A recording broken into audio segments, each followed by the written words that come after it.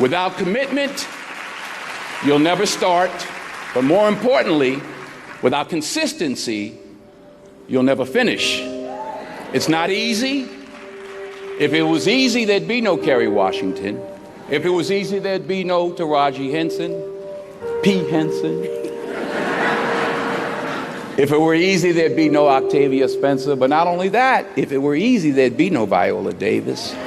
If it were easy, there'd be no Michael T. Williamson, no Stephen McKinley Henderson, no Russell Hornsby. If it were easy, there'd be no Denzel Washington. So, keep working, keep striving, never give up, fall down 7 times, get up 8.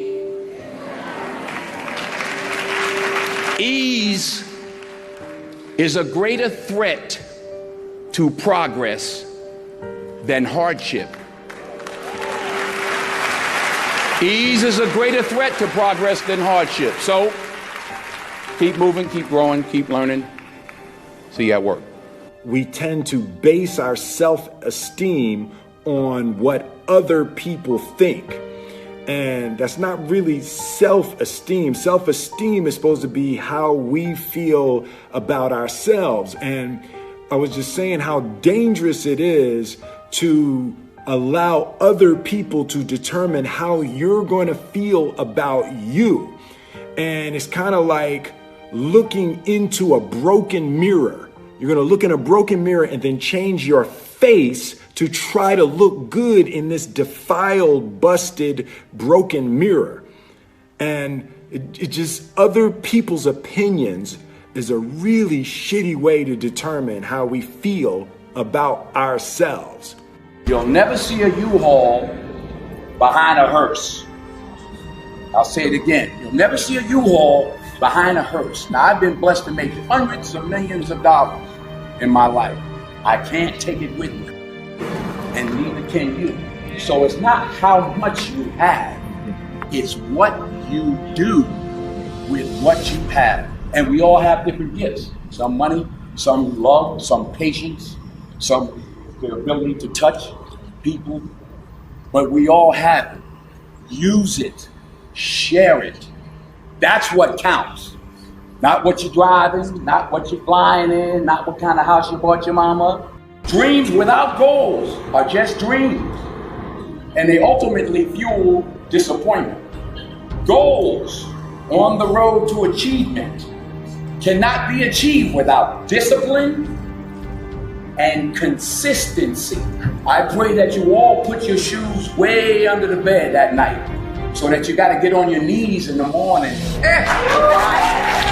The one thing I'm the most happy about in terms of my career is the fact that I got there with the grace of God, first of all, but short of that, I got there just by working hard, not partying with the right people, not compromising myself in any way or cutting any kind of deals, just by working hard, just by plugging along, sawing wood, as I like to call it.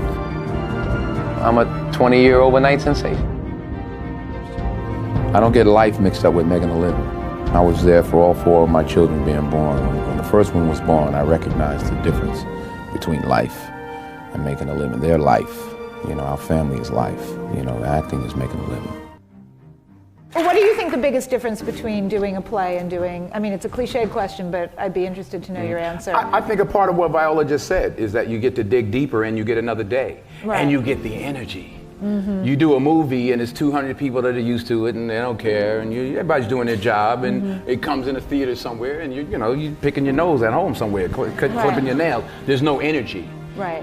When I was on Broadway 5 years ago with Julius Caesar, I made a decision to sign autographs every night. I don't know what I did. It ain't happening this time. No. Only as I rub my knees, only because my knees are bad, it's hard for me to stand. But. And why did you decide to do that? Well, I wanted to say thank you. It was my way of saying thank you. And the first night, it was like 5,000 people out there. I said, okay, wait a minute. Everybody who has playbills from our show. So, because it was like people were just wandering up the block. I was like, wait a minute. I forgot. I'm on, 42nd Street, Times Square. I was like, wait a minute. But honestly, you were signing for weeks. The energy. And I was out there an hour and a half every night, every show. But the energy you got back, the stories, the 5 little old ladies who just drove in from Detroit. And I'm like, well, what y'all doing tonight? They said, we getting back in the car, baby. We got to go back tonight. Wow. And, you know, a little 84-year-old lady was like, baby, if I was 3 years younger. Oh, true story. True story. Then we had, and I say this also because I hope it happens with this play. We had some high schools come. We had one school from somewhere, I forgot where, and they were doing Julius Caesar. And some young kid was like, well, you know, my Brutus is a bit different.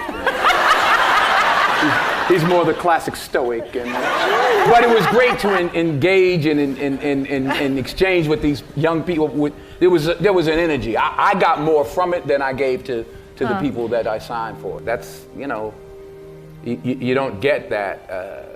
You know, the odd thing about success in film is the budgets get bigger, you make more money, but they become more formulaic. So you don't get the opportunity. So God willing, if I stay around long enough, this is what I'm going to be doing. You know, you're always affected by opinion, but the more opinions there are of you, of me, the less I look at them, because I just can't live my life based upon what other people think about me. So I can't concern myself too much with what other people think. You know, it's just not healthy. I don't think I could continue to do what I do if I was constantly worrying about what somebody thought about it. And anything you want good, you can have.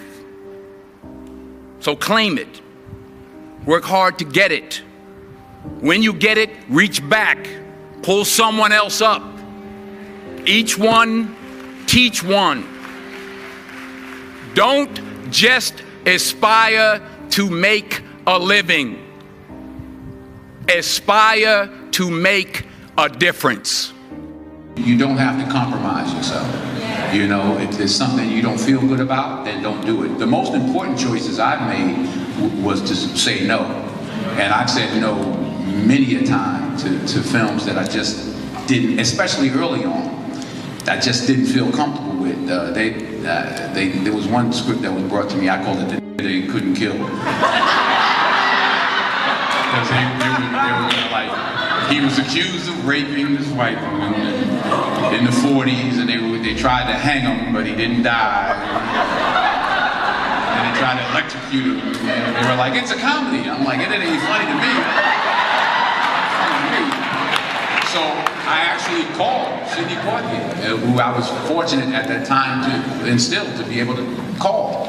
And I said, you know, this movie, I'm sick. And they offered me $600,000 to play The They Couldn't Kill. That's what I called it. I wasn't there. And he said to me, and I'll say this to you, he said, the first 2 or 3 or 4 films you make in this industry, Denzel, will determine how you proceed. He said, I'm not going to tell you what to do, but remember that the first 3 or 4 or 5 films you made will determine how you proceed. I turned it down. I turned the money down. I needed the money. I turned it down. 6 months later, I got Cry of Freedom. So stick to your guns. If you don't feel like you should do it, then don't do it. Because you don't want to be, you don't want to be a negative energy on the set. That's how I feel. So I'm like, you know, I ain't doing this because I'm going to slap somebody the second day. So I just, you know, I think the most important decisions you can make as an actress is saying no. Is saying no. You don't have to take your clothes off. If you don't want to, then don't do it. Number 1, put God first. Put God first in everything you do. Everything that you think you see in me, everything that I've accomplished, everything that you think I have, and I have a few things, everything that I have is by the grace of God. Understand that. It's a gift.